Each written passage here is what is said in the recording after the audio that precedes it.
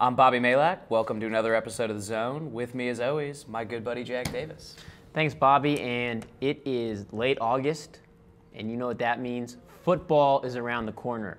All I can think about is football. College football starts this week, right? Starts this weekend. NFL just around the corner. So joining us on The Zone this week, former UCLA quarterback, wide receiver, Darius Bell. Darius, thanks for coming on. Thank you guys for having me. And I guess my first question is, are you more excited for the start of college or for the pros? I'd have to say I'm more excited for the start of college for the simple fact that, one, there's more teams. You get teams and loyal fans from all over, so college has more of a connect to the general public. And number two, it's a larger scale to pull from. For instance, you have 119 teams and 70 guys, or so a team. So teams are more even across the board. You don't get to pick your own guys. You do to a certain extent, but teams are even across the board, which is why you see so many upsets, starting with Appalachian State and Michigan, 6 years ago, and things like that. So college just brings more of a surprise element to, the game of football where anybody can really win on any given Saturday. So you and me both graduated last spring, and I'm really sad right now that I'm not going back to college. It's like, wait, I have to be in the real world, and I can't just go get drunk at Shooters in Durham. So is it weird for you not going back this year to camp, just finishing your college career? Absolutely. I was sitting there at home and I was watching the show on a Pac-12 network about UCLA. It's called The Drive. And just sitting there watching those guys go through San Bernardino and the 110-degree weather that they went through or that I went through last year, it's something to definitely miss. And, I hope and wish for the best for those guys. And, because I miss that more than anything. It's one thing to play, but it's one thing to be done and to reminisce. And reminiscing is just, it's a great feeling. But you miss the game, you miss the camaraderie that you have with the teammates and the coaches and what's so. No, you had a really interesting career. Like you did the JUCO thing. You ended up at UCLA. Started as quarterback, transitioned to receiver. Where are you at right now? What are you thinking right now? You're trying to still make it in the league. Yeah. You're a guy with a great education. Mm-hmm. What are your thoughts? Well, first and foremost, I went to school at UCLA for a reason, and it wasn't to play football. It was to get an education. So that's the first and foremost thing. Second off, like you said, I played quarterback, but then moved to receiver. So I still have a love for quarterback, but at the same time, I believe receiver is what fits me most right now in the NFL with these, these slot receivers like Wes Welker, these quick guys that can, have mismatches with linebackers and such. So, I'm going to take the year and approach it as if I'm still playing receiver and see where that goes. But at the same time, I'm not going to close my doors or close my options. I've spoke with agents about playing quarterback still and, possibly going to Canada and then trying to make it to the NFL from Canada playing quarterback. So right now I'm going to keep my options open and play it by ear. Hold on. I did not know this. You got to go to the CFL and play quarterback. Admit playing quarterback's more fun than wide receiver because you get to touch the ball. I know you're for the sake of agents, whatever you want to play whatever. It's tough to play quarterback over there though. It's wide field, like those out routes. That's why it's so fun. It is, but nothing's like quarterback. And like you said, you much rather you have the ball in your hands at all times. The good and bad thing is when you win or lose, it's usually on the quarterback's fault. It's on the quarterback's shoulders. So, I love the fact that if I win a game, the press is coming up to me and saying, Darius, you threw a nice touchdown. But at the same time, you have to be mentally, stable enough and strong enough to where if you lose a game, and the press is coming at you hard, you just got to say your piece and make sure you leave it at that. So when you were at community college, you balled out pretty hard, right? Mm-hmm. So it's City College of San Francisco, as we see here. What was it like dominating as a quarterback? There can't be a better feeling in the world than that. No, there really isn't. Like you knew going out there every week, you were getting yours. Exactly. Every week, and it was a blast. First off, junior college it's such a blessing to so many kids because so many kids come out of high school, and I wasn't one of the kids that made mistakes, and that's why I ended up at a junior college. I went to Montana State to play quarterback. I just didn't like it, and I felt San Francisco gave me a better chance to expand as a player and as a man. So, it's a great opportunity for those looking for a second opportunity. So that's the first thing I'd like to say about junior college. And the second thing is it's just fun. Guys are all out there. They're very hungry. They want to succeed. They're all looking for scholarships. It's fun. And, my freshman year, I finished second in the country behind Cam Newton, who's, of course, having a great career right now. But, just to say that, 1 year, the only player better than me in junior college football was Cam Newton. Did you get to play against Cam? I did not because Cam was playing in Texas at Blinn. and I was playing in San Francisco, and there's a national championship, but it's kind of a mythical national championship. So his team finished first, we finished second, but it was great just to even be in that category. I can imagine why being in San Francisco is more fun than being in Montana. for a 19-year-old guy. Yeah, that's probably a big selling point. So then you go to UCLA, and you're at UCLA through a few different periods, right? You're there for Neuheisel, the shift to Mora, and it's funny because as Neuheisel shifts to Mora, you shift from QB to wide receiver, and the team shifts from losing to winning. So what was it like as all that change is happening? It was just a change for the better. Like you said, everyone was shifting. I mean, Anthony Barr was a top 10 pick last year, and he was playing running back. I mean, we're both, I was throwing passes to Anthony Barr, and now, I'm running and catching, the ball, and he's trying to rush a quarterback from the defensive end position or outside linebacker position. But it was just a change that was needed, and that's nothing against Rick Neuheisel, Coach Neuheisel. He's a great guy and a great coach, but sometimes, you just need a change. You need to go in a different direction. Though. Like, we always hear you need a change in direction. What is it that Coach Morrow is doing differently? I would just say that guys lack discipline. It's easy to lack discipline when you're living in Los Angeles and you have everything you want. You have the pretty girls, the nice weather. You kind of lose sight of what football is, and football is a disciplined sport. Yeah. And the most disciplined teams win. And we didn't have that discipline. And Coach Neuheisel's a very, he's an outgoing, likes to have fun type of guy, but the coach that was needed was somebody that was going to, kick us and jumpstart us in the right direction. And that's all that means by, needing a new direction. Because Coach Neuheisel can go out and get a job right now, and I guarantee you he'd be fine. You know what I'm saying? But it's all about the position you're put in and the team that you're put to coach. So it's funny you say that because you talk about going from Montana to San Francisco. Like UCLA, LA, fun town. Do you think that? I mean, it's tough to say because who's been winning the last few years. You can say it's like coaches like Saban or whatever, but do you think it might help if you're in Notre Dame and you're in South Bend? And I guess it's a college town, there's fun stuff to do, but do you think being in a certain city presents more distractions? To a certain extent, but at the end of the day, we all know what we signed up for, and if we're not disciplined enough to get the job done, regardless of distractions, then we shouldn't be doing it in the first place. Talent wins football games. Yeah. Talent is what wins football games. Like, coaches help maximize talent. Exactly. But it's the talent that wins, and talent are going to want to go to places like biggest LA. distraction. They're going to want to go to places like the U. That's why the U was great back then. The biggest distraction that can hurt UCLA players, and I know it hurt Darius, was Fat Sal's In-N-Out. Just 2 blocks from campus. Because when you're getting that Fat Jerry and those double-doubles, man, it's hard to stay in shape. Yeah, after a long practice, that's not the place to go to. So is there anything else about UCLA that you kind of hold on to as you leave? You know what I mean? As now you're there and you're watching, like what lessons do you hold on to, and did the transition change any of that? To be honest with you, the one thing I learned from Coach Moore that's more important than anything is that you could take the skills that you learn in football and apply it to everyday life. I mean, we are essentially working from the time we get out of high school and into college. People say we have it easy because we do what we love, and we do what we love. But at the same time, you still have to have a heart. Exactly, it's a job. It's like a 9 to 5. You go to school, you work out.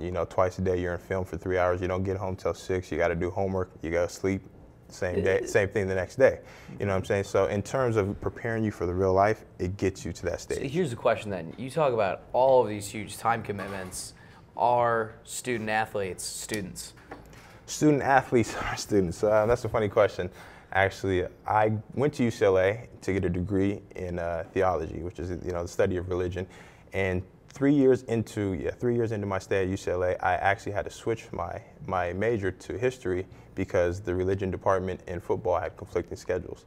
And if I had a lasting impression of UCLA, that's the only thing that really bugs me in the back of my head. That they tell us, like I said, I went to UCLA for a degree. To be a student athlete, they tell us we're a student athlete.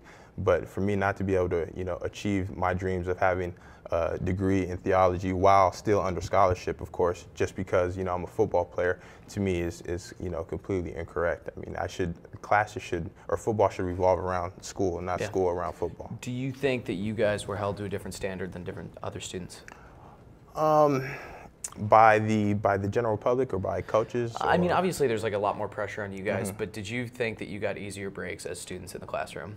I don't actually. Number one, Coach Moore he's a very, like I said, blue-collar, disciplined guy. I mean, we sat in the first 5 rows of every class, and if you didn't, then you weren't there.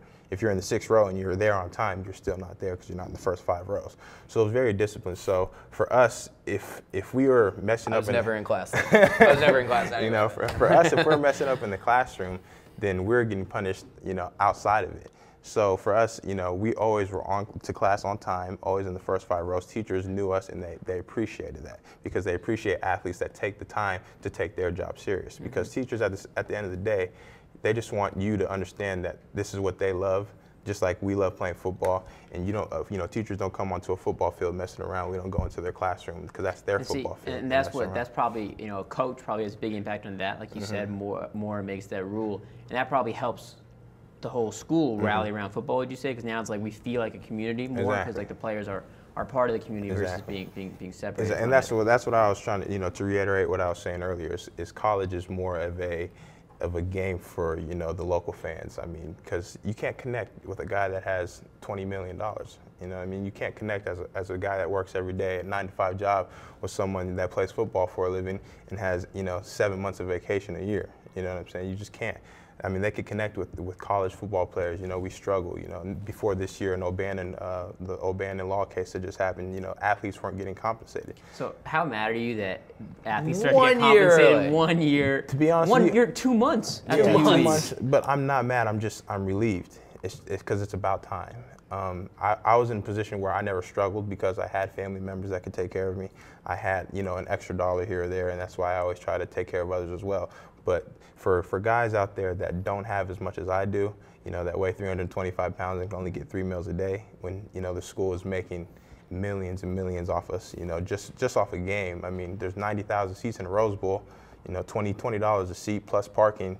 I mean, do the math. They're making so much money off of us. And, you know, for guys to eat top ramen and peanut butter and jelly because they don't have enough money to go get a nice, sustainable meal is just absurd. So I want to hear that because, you know, like, are these stories true where, you know, huge 300-pound guys can't, you know, I heard stories of linemen who would go to Chipotle and get, you know, a burrito, and that'd be their lunch and dinner. They'd cut in half because they couldn't afford more than that. It's very true. I mean, I lived in a 2-bedroom with a roommate, another football player, and our rent was $2,300. My scholarship check was only $1,300. So that means I'm, you know, giving, you know, $1,500 to rent, and, you know, what's that leave me? $250 for the rest of the month for food, for gas expenses, for parking. You know, parking at a university like you know, Los Angeles is $300, $400 a month. You know, I mean, or a quarter. So it's like, where am I supposed to get the funds necessary to take care of myself when there's so many other things that I have to do? Us as football players or student athletes, we're not asking for money to go get tattoos or to go party with. We just want to sustain ourselves. And, you know, just like the 300-pound lineman who multiple people, you know, I've had receivers have to take linemen to go eat because they're so hungry.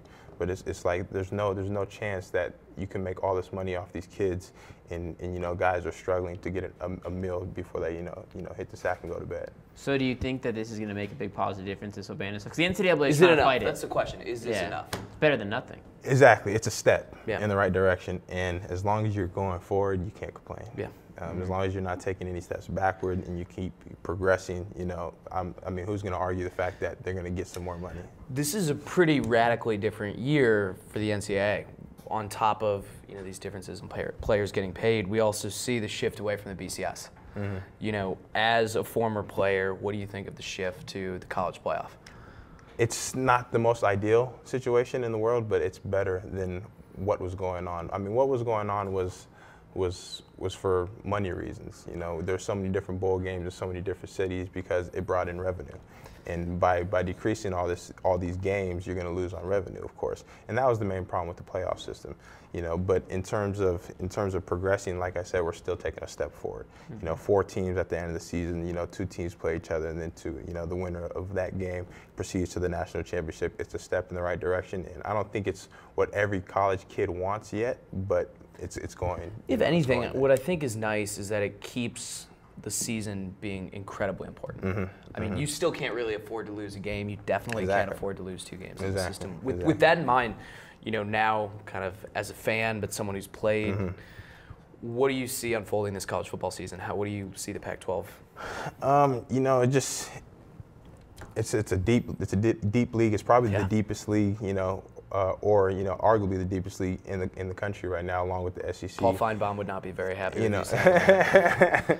SEC is still king. And the problem with the four team systems is, say you have a team like UCLA and Oregon who are undefeated until the time they meet and they play each other, and Oregon loses, UCLA loses. Now that team has, if it's late in the season, that team virtually has no chance of going to the national championship. But is that different than the BCS? I mean, it's not different than it's the BCS. still a little better. Exactly. It's still, that's what I'm saying. It's still a step in the right direction.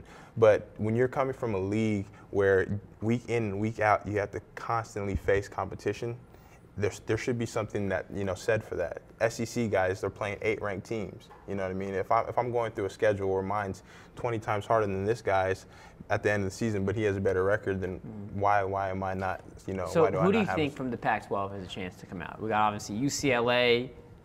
Maybe with some biased words, but the team's on the rise.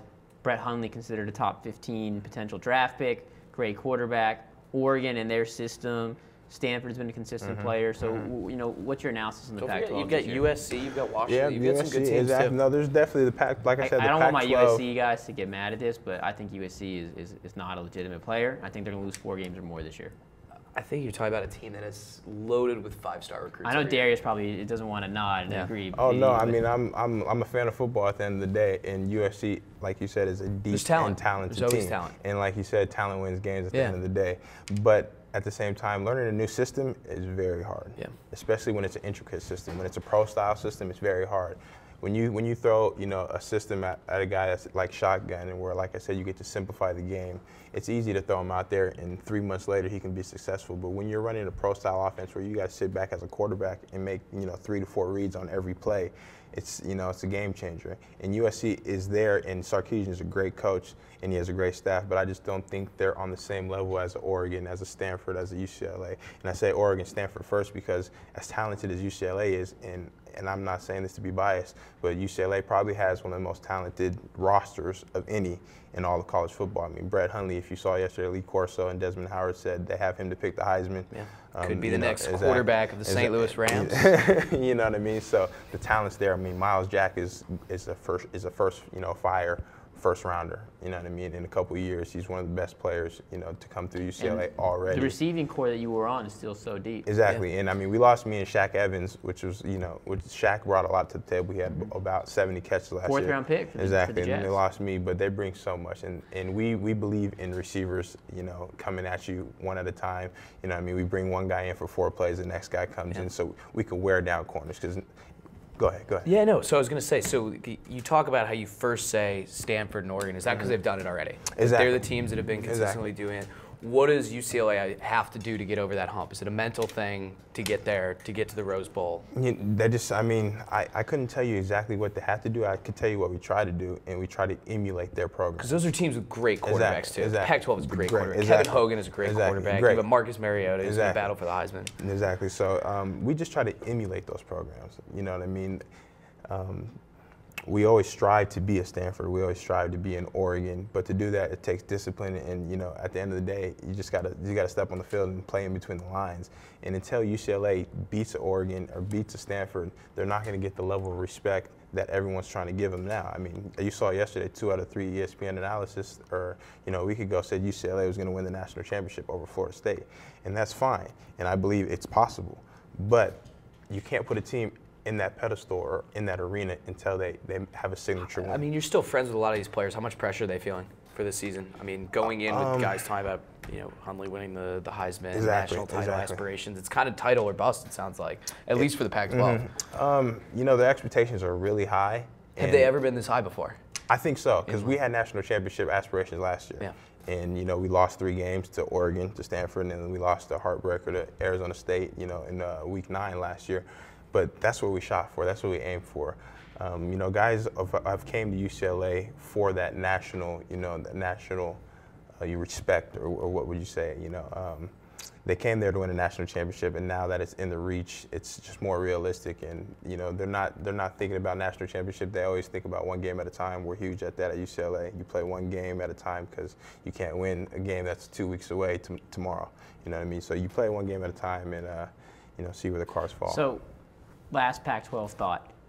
Who are your top 2 teams in the Pac-12? Who do you think is going to come out? And do you think any Pac-12 teams will make the BCS play? Or not the playoffs, the new 4-team playoff? One of those teams has to. Yeah, well, one of the teams has to. So if I had to guess onto who was going to be the team, I'd have to say, honestly, I feel like UCLA is ready to make that leap.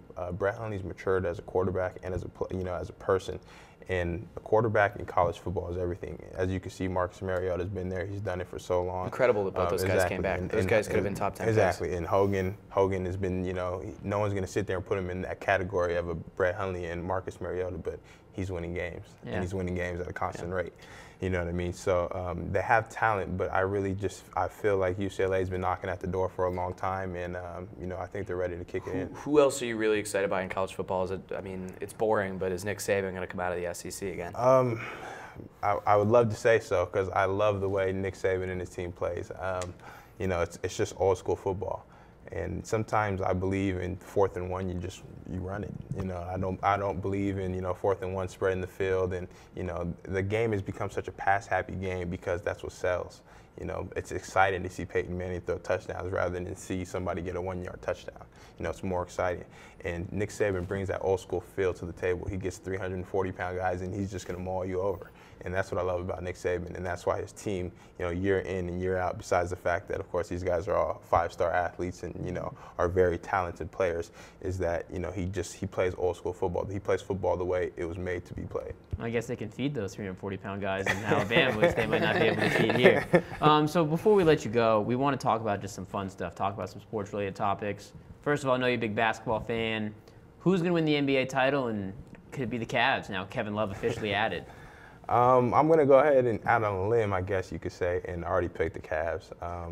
LeBron James is hands down 1 or 2 best players in the world right now. I mean, Kevin Durant is arguably up there with him. But the things that LeBron James does, he brings just so much more to the table in terms of defense and assist and just leadership. I mean, he's done it for so long. And then you add a young star like Kyrie Irving and then Kevin Love on top of it. And what made Miami a good team but not a great team was the fact that Dwayne Wade couldn't spread the floor at the end of the day. When you bring Kevin Love in, couldn't for 82 games. Exactly. When you bring Kevin Love in, he can stretch the floor better than Chris Bosh. And not only can he stretch the floor, but he gets rebounds. And then number 2, you have a guy like Kyrie Irving who can spread the floor, and something that Dwayne Wade just couldn't do. So it just leaves that much more room. You've got Andrews and Varejao too. Like, as your 4th best player. Here's the more important question: when NBA 2K, I guess 15 now, comes out, who's your NBA 2K15 team? It's funny, I used to play with the Timberwolves because I'm a Kevin Love fan and I love Ricky Rubio, so I have no idea. I think playing with the Cavs would be unrighteous and unfair. Yeah. That's like the guy who would pick the Heat back in 2010. The guy that picks Muhammad Ali in Fight Night, who does that, so. Who's your Madden team this year? My Madden team is always the Saints. Who that nation? I always had a saying, I'm a Saints fan until I get picked up by another team. And I was a Ravens fan momentarily until I got released by them. So for now, I'm back to the Saints. So here's some would you rather's. One game, your life depends on it. Are you starting Tom Brady or are you starting Peyton Manning? I am starting Joe Montana. That was I'm starting Tom Brady. You're starting Tom Brady. Okay, who has the better career over the next 10 years? Are we looking at Andrew Wiggins or are we looking at Kevin Love? I like Andrew Wiggins a lot, but I'm going to have to go with Kevin Love. Yeah, because Kevin Love in the next 10 years is going to get 3 or 4 championships. Exactly. And Wiggins is going to freeze in Minnesota alone with Zach LaVine. I mean, have you ever been to Minnesota? What is there to do? I mean, I know there's probably not a lot to do. There's some good people in Minnesota. I mean, I feel like wouldn't you be delightful? Bummed? Like, okay, you're a player. You're a player. And obviously, you have to give like the correct answer. Like, so happy to be here. Minnesota. A lot of time. This is where I want to be. But guys like don't want to necessarily do that, right? Here's a side note though: is like think about it from Andrew Wiggins' perspective. Is that if he goes to Cleveland, his career is second fiddle. Like, at least he can frame it as, I'm in Minnesota now, and I get to be the man. This is my team. And if you're someone that's that good an athlete, you have to think you're good enough to be LeBron. Or you can play with LeBron and win titles and be focused at ESPN 20 times a year. Exactly. The problem with Wiggins, though, is how strong is he mentally. because how many guys Yeah. are the first pick Yeah. of the first round, and they get traded before they even get to Yeah, No, but that's yeah, don't guys. Exactly, and I mean, when you have it so good your whole life, and he's been the #1 player since he was in 8th grade. But you know what I guys mean? guys behind the scenes sometimes complain about where they are. Because obviously in the course. press, you don't Of want the course. whole fans turning against you. But I feel like if you're Wiggins, it's like, damn it, I thought I was going to play with LeBron and Kyrie. Exactly. And instead I'm playing with Rubio, who's a good passer, but he can't shoot. And Pekovic, who looks like a crazy person. But he's Like, very good. And I'm going to be cold in Minnesota, and I'm not going to have a ton of going out or beautiful women. But at the end of the day, he has a chance to be the man. He can be the man, and he's making a lot of money. And he's making enough to sustain himself for life. So, okay, a couple more would you rathers here. Who would you rather have as a wingman? Tom Brady, he's got Giselle with him, or Johnny Football? Well, you can't say he's got Giselle with him because he's not a wingman. Then he's got his wife with him. I mean, You she gotta can have come his- in there She and can- sit. Okay, okay, fine. We'll okay. take Giselle out of the Yeah. equation. 5 years ago, Johnny Manziel. Me and Johnny would have had a blast, but I'm gonna go with Tom Brady. He's more classy. He's more, he's more what I'm looking for as a wingman. Someone with class and elegance to him. And Johnny Manziel's just he's too out there for me. Let me ask you a question. What's the funniest thing that's ever happened on the sidelines during a game? The funniest thing. So I know it's that ever serious, but happened. you gotta have some laughs. It's probably just dance moments. Guys coming off the field feeling real good. Josh Smith. I don't know if you recall Josh Smith from the UCLA days, but he was a funny character. Catching touchdowns and dancing for 5 minutes on the sideline. That's probably the funniest thing within a game. So happened. you had a one touchdown catch in your career, but you didn't dance. You didn't do anything. Why? Do you regret that? Do you kind of wish you got a little greedy with it? Not at all. There it is right there. Look at that beauty. My You're dad. like, yes, my dad- touchdown. I was taught a long time ago. Look at that when you corner's score a face, just touchdown. shit. Yeah, he was a Bell too. He might have been my cousin. I don't know. I made him look bad that day, but I just don't believe in celebrating. I never have. I played football my whole life, and I expect to score touchdowns. And Yeah. when you expect to do something, what's the point of celebrating? It's true because when me and Darius play Madden against each other, he doesn't celebrate when he wins. He's just very, very, Stone very cold. stone-faced. What did you think of Michael Sam sacking Johnny Football and giving the money the sign? money sign, I think it's great. I mean, that's think got to it's be as good a preseason moment as there can be, it's right? great. It's great for Michael Sam, and it's a reality, shock to Johnny Manziel, I believe, and for that reason, I think that both will benefit from it in the long run. So here's a question for you: do you think Michael Sam makes the Rams' final 53? At the same time, this is a really important moment in the history of the NFL and the history of sports. With Michael Sam coming out, do you think that did you have players in your career that you think were hiding who they were? Maybe we can cut that last part too. We'll just do the first part. Do you think Michael Sam is going to make? Yeah. the Do you think Michael roster? Sam is going to make the roster? Yeah. This is an interesting question. Yeah. I think Michael Sam should make the roster because not only is he talented enough, which is evident by his SEC Player of the Year, but sometimes it's about more than football. And I know it's a business, and I know people are in it to make money and whatnot. But someone's got to take a stand, and I think he did that, and I think he needs to be rewarded for that, regardless. But I mean, he's one heck of a player, as you can see. Yeah. He's earned his He's spot. a guy who's not about combine numbers. Exactly. He's just a good football He's just a player. good football player, and he's earned his right in the NFL, whether that's with And the he's Rams. proven it's not a distraction at all. Exactly. He's proven it's not a Whether that's with the distraction. Rams or anyone. And I'm gonna tell you like this: guys that play football, I mean, his teammates, I guarantee you at Missouri loved him. Yeah. Loved him. When people were asking if this was a question, everyone in that Missouri locker room knew who he was last season. And what did Missouri do? They finished number 5 in the country. Exactly, because even if you do have that presence in your locker room, it's not about that. It's about bleeding and fighting for your brothers. Do you put in the work and can you play? And he does that. Exactly, and he does that. And as long as you do that, day in, day out, guys in the NFL, they're grown men. You know what I'm saying? They're not going to take it in any type of fashion or derogatory form. We look forward to the day when it's not a surprise. Well, I mean, I think it's not even. He's just a it's football becoming player. less That's of a what story. he You is. saw ESPN, Chris Long tweet ESPN. The only people who still care is you when they were talking about his shower habits. Like, I think people are over it. I think it's gonna. You see something become more commonplace, and that's the sign. so. You talked Yeah. about progress in terms of like, the NCAA is making progress. I think Exactly. the sports was making progress in this issue, which is it's becoming less and less of a story. When the Arizona lineman announced he was gay, it got some press, but it got not as much, and I think that was a good thing. It didn't get as much press because it shouldn't be a big deal. It should just be he's another guy playing. Exactly. So, good subject to end on. Darius, before we let you go, what's next for you? You know, anything you want to tell the audience? You know, what's it like? You know, having just graduated, you can pursue potential football. You cannot. What's your next step? Well, I mean, I'm going to pursue football. I told myself a long time ago, you know, when I was working out at the age of 12, that football for me would end a year after, you know, my final college season if I didn't get picked up. Because you can't chase a dream forever. I mean, it's good to have dreams and aspirations, but it's real life out there. And that's why I prepared myself. That's why I got a degree from a school like UCLA. So if football doesn't work out, which it doesn't for 99% of America, I will be all right. You know, I have a job already, and you know, you got to make ends meet in football. You can't wait on it because it's not going to wait on you. Last question, and I forgot before we go, we ask it every time. I know you play hoops because I've given you buckets in one-on-one many times. Just so everyone knows, I beat you every time we played. Every time. 11-0 every time. What is the counter to that? Who wins? Jackson, man. Yeah, I'm the man. I'm the man. I got invited to be. This is the first time I've ever. I got invited to Lakers camp, but I said I have to focus like you. You know, I can't chase the dream. I got to focus on my career. Jackson, man. What can I say? But if you have to challenge one celebrity in one-on-one, you could get any celebrity in one-on-one. Anyone. Who'd you challenge? Any celebrity one-on-one. Probably Denzel Washington. Oh, we want you to say Bieber because we want to call out Bieber publicly, but why Denzel? Just to beat Denzel in anything to me would be an honor. I have He so much. would have that KG. I have so mean exactly. bug I out feel there. like I I feel like play he'd want to Denzel. win just as bad as I would. Well, you I'm know, glad, and I like that you know, as a professional athlete, when it came chance to challenge one on one-on-one, you pick someone over 50 years old. You're really going for the challenge. But Darius, thank you so much for coming on. Thank I you. really appreciate it. Everyone Thank you follow guys for Darius' having me. career. Everyone, thank you for tuning in to another episode of The Zone. Please make sure to subscribe to The Lip TV, where you can catch some of our short-form highlights.